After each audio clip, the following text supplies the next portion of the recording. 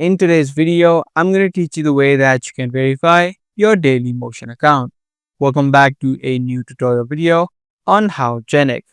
If you just created your account of Dailymotion and you're now trying to verify it, in today's video, let me show you the process. Now, if you have created your account using your Google account, you won't need to verify your ID. By default, if you use your Google account to create or sign up to Dailymotion, you won't need to verify your ID. But however, if you use the email address, the way that you verify is as soon as you sign up, you'll get a verification code on your email address. So if you open up your email address that you provided, you're going to get this code from Dailymotion, which you'll need to paste in so that your email address is verified.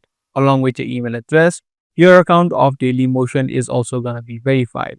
If you haven't got this code yet, what you can do is you'll be able to see the option of verify your email address on the bottom of the screen. You can just click on the verify option, and then you're going to get a code similar to this. In the next screen, you just need to paste in this code, and your email address along with your account of Dailymotion will be instantly verified.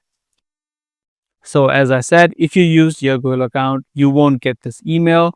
And as soon as you create your account will be verified. But if you used your email address, you need to enter in this code or the code that you get on your email account.